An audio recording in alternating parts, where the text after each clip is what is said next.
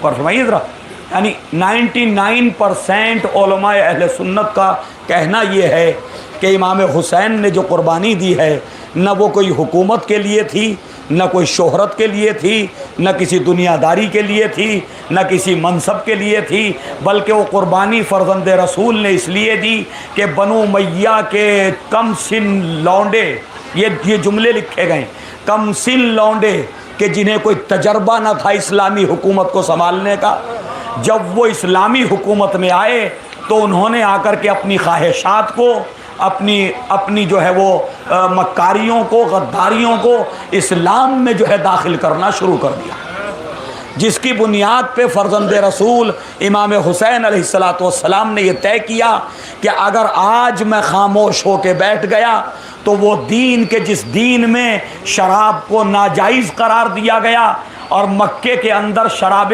صحابہ کرام کے گھروں میں جو شراب تھی وہ آیت شراب کے نزول کے بعد انہوں نے نالیوں میں بہا دی تھی اور قسم کھا لی تھی کہ آج کے بعد ہم شراب نہ اپنے برتن میں جانے دیں گے اور نہ اپنے شکم تک پہنچنے دیں گے۔ اور فرمائیے، تو لہٰذا امام دیکھ رہے تھے کہ دوبارہ سے دور جاہلیت کو پلٹایا جا رہا ہے، پھر بنو امیہ اپنے بزرگوں کی سیرتوں کو مسلمانوں میں رائج کرنا چاہتے ہیں، پھر لوگوں کو شراب پینے اور پلانے کی طرف شوق دلایا جا رہا ہے، لوگوں کے اموال کو لوٹا جا رہا ہے، مسلمانوں کے اندر عدل و انصاف سے حکومت نہیں کی جا رہی، قرآن اور شریعت کا مذاق اڑایا جا رہا ہے۔ نماز کا وقت آتا تھا تو یزید شطرنج کے کھیل میں مبتلا رہتا تھا، صحیح نا، شطرنج کے کھیل میں، ادھر مؤذن اذان دے رہا ہوتا تھا، ادھر یزید شطرنج کا کھیل کھیل رہا ہوتا تھا، اور یہ کہتا تھا مسکرا کے، لوگوں سے ہنس کے کہتا تھا، جب کوئی کہتا تھا کہ آپ تو مسند خلافت پہ بیٹھے ہوئے ہیں، پہلے نماز جو ہے وہ خلیفہ پڑھاتا تھا، اور فرمائیے ذرا بھائی نماز خلیفہ وقت پڑھاتا تھا، حاکم وقت پڑھاتا تھا، تو جب کسی مسلمان نے جو اس کے ساتھ موجود ہوتے تھے اگر یہ کہا کہ بھائی نماز کا وقت ہو گیا چلیے آپ نماز ادا کرائیے، یہ شطرنج کا کھیل صحیح ہے، بعد میں آپ اگر کھیلنے کا شوق ہے کھیل، جبکہ وہ بھی جائز نہیں تھا لیکن مجبوری تھی ان کی بھی کہ وہ کھل کر کے اتنا کچھ بول نہیں سکتے تھے۔ تو تاریخ یہ کہتی کہ جب کہا گیا کہ بھئی نماز کا وقت ہے، کم سے کم نماز کے وقت پہ تو یہ شطرنج نہ کھیلی جائے، تو یزید کے جملے سنیے، وہ کیا کہتا تھا مسلمانوں سے، اپنے دوستوں سے۔ یزید کہتا تھا کہ قرآن یہ کہتا تمہارا اللہ یہ کہتا، جیسے اس کا اللہ ہے ہی نہیں، اور فرمائیے گا، کہتا تمہارا اللہ، تمہارا قرآن یہ کہتا، اپنے ساتھ والوں سے کہتا تھا، تمہارا قرآن یہ کہتا ویل للمصلین، کہ جہنم ہے نمازیوں کے لیے، اور فرمائیے ذرا کہ تمہارا قرآن یہ کہتا، یعنی آیت کو آدھا پڑھتا تھا آدھا چھوڑ دیتا تھا، نماز کا یعنی مذاق اڑانے کے لیے کہ نمازیوں کے لیے تمہارے اللہ نے جہنم رکھی ہے، جبکہ اس کا اگلا جملہ یہ تھا کہ وہ لوگ جو نماز میں سستی برتتے ہیں، اور فرمائیے جو نماز پڑھنے میں جان بوجھ کے تاخیر کرتے ہیں ان کے لیے ویل ہے، نہ کہ نمازیوں کے لیے ویل ہے۔ اور کہتا تھا کہ قرآن نمازیوں کے لیے جہنم کا ذکر کر رہا، شرابیوں کے لیے تو جہنم کا ذکر نہیں ہے قرآن میں۔ یہ دیکھیں کیسے مذاق شریعت کا اڑا رہا تھا، تو مذاق اڑا رہا تھا شریعت کا، علی اعلان مذاق اڑا رہا تھا۔ وہ وفد کہ جو شہادت امام حسین کے بعد، بھئی وہ باتیں عرض کر رہا ہوں جو تاریخ میں چھپی پڑی ہیں، اور یہ سب کچھ ہمارے علماء اہل سنت نے لکھا، کسی کو دیکھنا تاریخ طبری دیکھ لے، تاریخ کامل ابن اسیر دیکھ لے، تاریخ جو ہے ابن خلدون دیکھ لے، بہت سی تاریخیں ہیں، تاریخ یعقوبی دیکھ لے، ساری تاریخیں ہمارے علماء اہل سنت کی لکھی ہوئی ہیں، یہ جتنی کتابیں ہیں سب علماء اہل سنت کی ہیں۔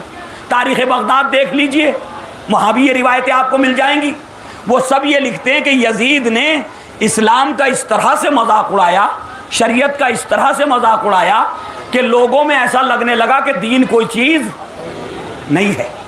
وہ وفد مدینے سے جو عبداللہ ابن حنظلہ کی قیادت میں گیا، عبداللہ ابن حنظلہ یہ صحابی کے بیٹے تھے، ایک صحابی تھے حضور پاک کے جن کا نام تھا حنظلہ، یہ آئے امام حسین کی شہادت کے بعد، اہل مدینہ نے بیعت توڑ دی۔ بیعت توڑنے سے پہلے، یزید کی بیعت یعنی یزید کی امامت سے انکار کرنے سے پہلے، اہل مدینہ نے عبداللہ ابن حنظلہ کیونکہ صحابی کے بیٹے تھے، ان کے ساتھ ایک وفد بھیجا. یعنی ابھی بھی ان بے غیرت مسلمانوں کو یہ سمجھ میں نہیں آیا کہ جس نے نواس رسول کو قتل کر دیا کیا وہ دیندار ہو سکتا ہے. ابھی بھی شک ہے اہل مدینہ کو کہ ہو سکتا ہے یزید دیندار ہو، دین پہ عمل کرتا ہو. تو ایک وفد بنایا گیا مدینے کے اندر، اس میں عبداللہ کو سردار قرار دیا گیا. یہ عبداللہ کچھ لوگوں کو لے کے شام پہنچے. جب یہ شام میں داخل ہوئے، اور جیسے عام طور پہ ہر ایک کو حاجت ہوتی ہے فریش ہونے کے لیے، تو جب یہ ٹوائلٹ میں گئے تو انہوں نے دیکھا جتنے ٹوائلٹ جس میں بھی گئے، جو محل تھا قصر تھا وہ تو جس ٹوائلٹ میں جاتے وہ قبلہ رخ بنا ہوا.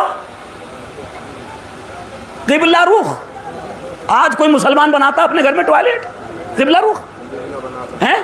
کتنا ہی بے دین مسلمان ہو، شراب پیتا ہو، سب کچھ کرتا ہو، وہ بھی نہیں بناتا نا. تو قبلہ رخ ٹوائلٹ بنے ہوئے تھے. عبداللہ پریشان ہو گئے، باہر نکلے، کہنے لگے یہ کیا ہے، میں کیا دیکھ رہا ہوں شام کے اندر؟ کیا حضور پاک نے منع نہیں فرمایا؟ یہ ہو کیا رہا شام کے اندر؟ اس کے بعد اور کچھ نظریں پڑی، کچھ اور چیزیں دیکھی. یزید 14-15 سال کے لڑکوں کو ساتھ رکھتا تھا. بس سمجھئے ذرا، وہ مناظر دیکھے، یہ کیا ہو رہا بھائی، یہ کیا ہے سب؟ اب ان کی زبانیں بند کرنے کے لیے یزید نے یہ کیا کہ ان کو سب کو انعامات سے نوازو. سارے مناظر غیر اسلامی چیزیں دیکھی، اور جب غیر اسلامی چیزیں دیکھی تو اب ان کو کہا گیا اب ان کو بڑے بڑے انعام دو تاکہ زبانیں خاموش ہو جائیں، وہاں جا کے مدینے میں حقائق پیش نہ کریں. عبداللہ کو بھی 1 لاکھ دیے درہم. 1 لاکھ کوئی معمولی بات ہے؟ 100 کروڑ ہوں آج، سنیں آج کے 100 کروڑ ہیں وہ. 1 لاکھ درہم دیے عبداللہ کو اور ان کے ساتھیوں کو. لیکن عبداللہ نے درہم تو لے لیے، منع نہیں کیا لینے سے، جانتے تھے یہ وہ حق ہے جو ابھی تک ہمارا ہی لوٹا گیا. صلاۃ علی محمد والے محمد لے لیے. لیکن وہ 1 لاکھ درہم عبداللہ کو انصاف کی بات کرنے سے روک نہ سکے. غور فرمائیے گا، انصاف کی بات کرنے سے، عدالت کی بات کرنے سے روک نہ سکے. جب مدینے آئے اور مدینے والوں نے میٹنگ کی آ کر کے، تو عبداللہ نے کہا کہ جو کچھ ہم نے شام میں دیکھا ہے، اگر ہم یزید کی خلافت پہ راضی رہے تو یہ ڈر لگنے لگا ہے کہیں آسمان سے ہمارے اوپر پتھر نہ برسنے لگے. صلاۃ علی محمد والے محمد. جی یعنی اس حد تک اخلاقیات سے گر گیا، اس حد تک اخلاقیات سے گر گیا. مورخین لکھتے ہیں کہ سگی پھوپھیوں کے ساتھ، سگی خالاؤں کے ساتھ، سگی چچیوں کے ساتھ تعلقات قائم کرنا چاہتا تھا، اور وہ سمجھتا تھا اسے اسلامی بنایا جائے، کوئی پریشانی نہیں، اسے اسلامی کوئی پریشانی نہیں، یہ سب ہونے دیا جائے. یہ سب کچھ ہو رہا تھا. فرما رہے تو انہوں نے آ کے کہا کہ جی ہم نے تو یزید کے ساتھ ایسا دیکھا 2-3 دن کے اندر ہی، لہذا بیعت توڑ دو. سارے اہل مدینہ نے بیعت توڑ دی. سارے اہل مدینہ نے. اگر ان واقعات کو آپ دیکھنا چاہیں تو میں اس کی ہیڈنگ بتا دیتا ہوں، سرخی بتا دیتا ہوں آپ کو. تاریخوں میں سرخی لکھی گئی واقعہ حرہ. پر ہمارے سرخی کیا ہے؟ تمام تاریخوں میں کوئی کتاب اٹھا لینا کسی بھی عالم کی، سنی شیعہ کسی کی، سب میں وہ واقعہ ملے گا واقعہ حرہ. ایک پہاڑ تھا مدینے میں حرہ کے نام سے. تو فوج یزیدی، جب یزید کو پتا چلا کہ میری بیعت توڑ دی، مجھے امام ماننے سے انکار کر دیا، وہاں جو چیف منسٹر تھا اسے نکال دیا. لیکن یہ سب ہوا کیوں؟ ایک سوال تو وہ ہے نا، یہ ہوا کیوں؟ پہلے سے تو کسی نے یزید کی تحقیق نہیں کی، پہلے سے کسی نے یزید کی سرچ نہیں کی. امام حسین کی شہادت نے مسلمانوں کو بیدار کیا کہ فرزند رسول کو کیوں قتل کر دیا گیا، لہذا یزید کی تحقیق کرو کہ وہ دیندار بھی ہے یا نہیں ہے. اگر امام حسین کی شہادت نہ ہوتی تو یزید بھی اچھا خلیفہ ہوتا. فرمائیے ذرا، یزید بھی ایک اچھا خلیفہ کہلاتا. لیکن امام کی شہادت نے ضمیروں کو جھنجھوڑ دیا لوگوں کے. اور فرمانے بھئی فرزند رسول، کیا پریشانی اگر خلافت صحیح چل رہی، کیا پریشانی فرزند رسول کو؟ اس کا مطلب کچھ نہ کچھ الٹ پھیر ہو گیا. جس کی وجہ سے امام حسین جو ہے وہ نکل گئے اپنی فیملی کو لے کر کے۔ اب اس نے کیا کیا کہ وہاں سے پھر لشکر بھیجا۔ کہتے ہیں بادشاہوں کا تو وہی طریقہ ہے نا، ایسے نہیں مانو گے تو طاقت سے مانو گے۔ پھر دوبارہ سے لشکر بھیجا مدینے پہ چڑھائی کرنے کے لیے، اور مدینے پہ رات کے وقت آ کر کے شب خون مارا جب سارے اہل مدینہ سو رہے تھے۔ جب سب اہل مدینہ آدھی رات سو گئے تو یہ لشکر پہاڑ تھا ہررا، اس کے نیچے اس کے پیچھے چھپا رہا تاکہ لڑائی نہ ہو اور ہم پورے مدینے پہ دوبارہ قبضہ کر لیں۔